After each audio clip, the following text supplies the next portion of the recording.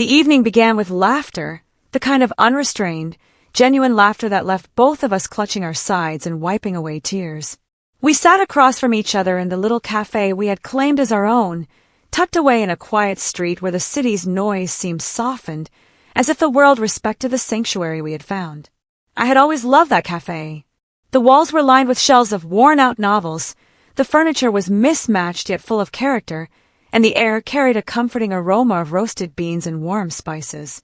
Every time we met there, it felt like stepping into a pocket of time where nothing else mattered. That night, Ethan was at his liveliest. He was telling a story about a disastrous camping trip from his college days, complete with wild hand gestures and dramatic reenactments. I laughed so hard my cheeks ached, and the sound of my laughter seemed to feed his energy. "You're lying," I accused between chuckles. "I swear I'm not," he grinned, holding up both hands. The tent really did collapse in the middle of the night, and we spent hours trying to fix it in the rain. I thought I was going to float away. The image of him soaked, fumbling with tent poles, made me double over again. Our laughter echoed around the cafe, and even the barista smiled at our noise. For a while, it felt like the world outside had disappeared. There was just us, our laughter, and the warmth of something unspoken simmering beneath the surface. But then, as if someone had flipped a switch, the energy shifted. Ethan's voice trailed off, his smile softened, and silence settled between us. At first, I didn't notice. I was still catching my breath from laughing, sipping the last of my coffee. But when I looked up, his gaze wasn't on me anymore. He was staring at his cup, his expression thoughtful, even troubled. "You're quiet all of a sudden," I said gently, tilting my head. He blinked, as if coming back to himself. "Just thinking." "About what?" His fingers tapped the ceramic mug, and he hesitated. That hesitation spoke louder than any words could. My heart skipped a beat. Over the year we had known each other, first as colleagues, then friends, and now something undefined, I had learned that Ethan's silences were never empty.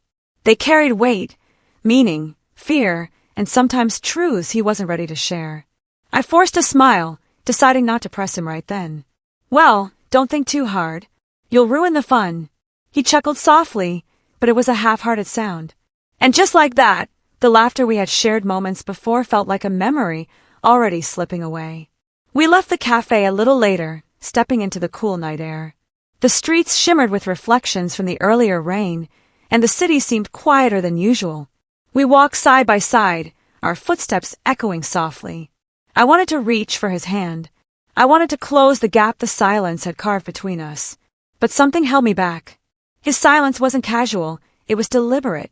It was as though he was wrestling with words, and I was afraid that if I reached for him, he might pull further away. Finally, he spoke. "Amara," he said softly, using my name like it was fragile. "Do you ever think about how easily things can change? How one moment you're laughing, and the next, everything feels different?" I glanced at him, my chest tightening. "Yes," I admitted. "I think about that all the time." He nodded slowly, eyes still fixed on the road ahead. "It scares me sometimes. Change." He hesitated again. "Losing what matters." I stopped walking, forcing him to turn and face me. The streetlight above us cast a warm glow, painting his features in soft light. His eyes, usually so open, were guarded now.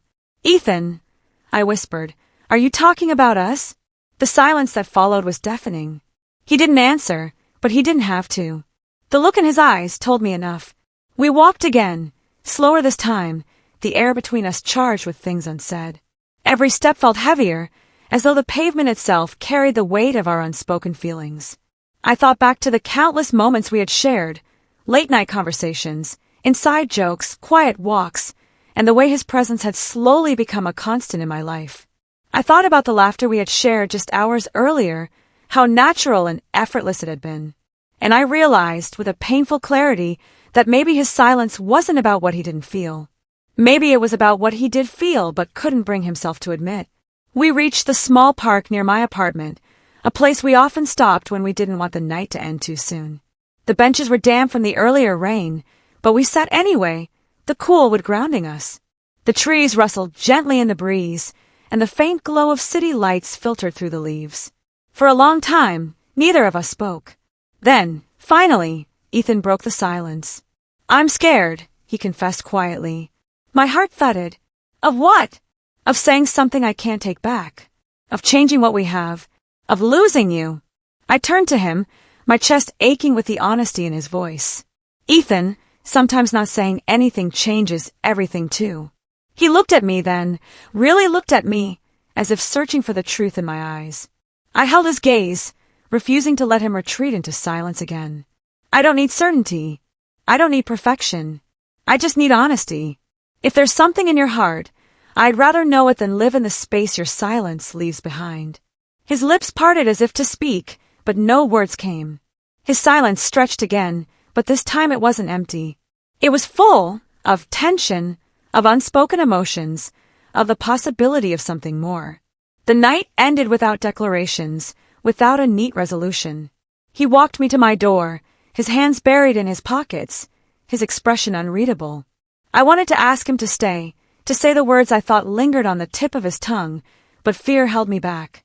Instead, we exchanged a quiet goodnight, and I watched him walk away, his figure disappearing into the shadows of the street. When I lay in bed later, staring at the ceiling, my mind replayed the evening. The laughter, the silence, the almost confessions. And I realized something. Sometimes silence doesn't mean absence.